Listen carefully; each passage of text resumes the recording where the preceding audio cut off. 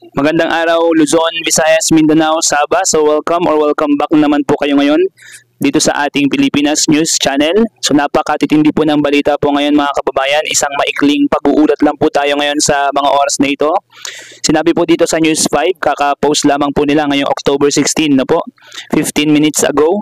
Ipatatawag ng Senate Committee on Public Order and Dangerous Drugs na pinamumunuan ni Senator Bato de la Rosa si dating Pangulong Rodrigo Duterte sa isasagawang pagdinig ukol sa war on drugs.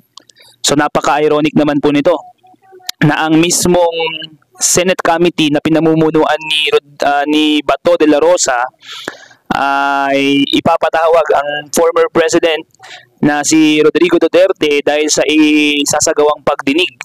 Ayon kay Senator de la Rosa, malaki ang posibilidad na dumalo ang ating dating Pangulo kapag sila ang nag-imbita dahil mas magiging komportable aniya ito sa investigasyon ng kanyang komite. Bukod kay Duterte, ipatatawag din ng komite ang iba pang maaaring maging resource person. Dagdag ng Senador, kahit naka-break ngayon ang session, maaari na siyang magsagawa ng investigasyon dahil mayroong na-i-refer sa kanyang komite na resolusyon ukol sa alegasyon ng isang custom agent na nagsasabing sangkot umano sina Representative Paulo Duterte at Mans Carpio sa illegal drug trade. Wala pang nabanggit na petsa kung kailan isasagawa ang pagdinig. So napaka-ironic po ito mga kababayan, napaka-init na balita po nito dahil mismong si Senator Bato de la Rosa ang namuno sa war on drugs nitong mga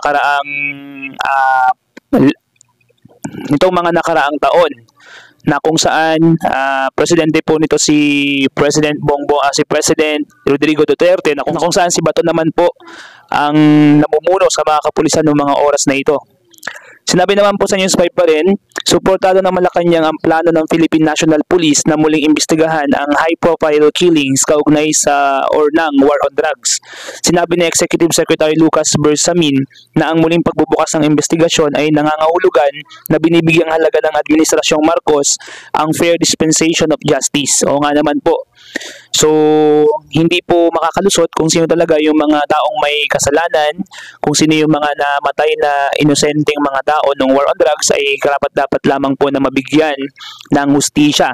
At kung sino naman po talaga yung mga naging biktima na talagang mayroong kasalanan, ay magkakaroon din po ng karampatang hustisya para sa kanila. So ito na po, nabubuksan na po yung mga dating kaso.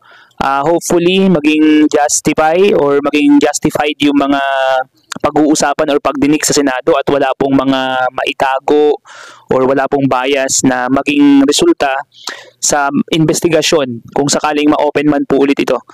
At masagot ng maayos ang mga taong bayan kung ano po talaga yung talagang nangyari at sino talaga yung may sala. Kung wala namang may sala, okay lang, basta magkaroon ng investigation. According pa rin po sa News 5, no, isa pong bagay na nakakalungkot na nangyari, nakapagtala ng dalawang phreatic eruption events ang PHIVOLCS sa Bulkang Taal na tumagal ng 2 hanggang 14 na minuto.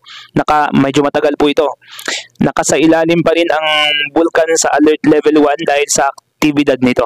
Kaunay po dito, niyanig ng magnitude 4.2 na lindol ang Anda, Bohol, bandang 11:04 AM ngayong Miyerkules, October 16.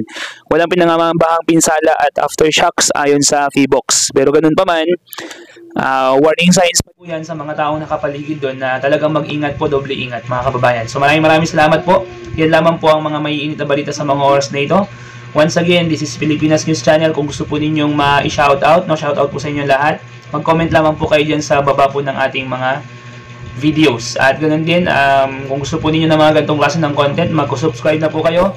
At pinutin po ang notification bell button para ma-update ko po kayo sa mga susunod na videos po natin na kagaya nito. So once again, this is Pilipinas News Channel. Peace out.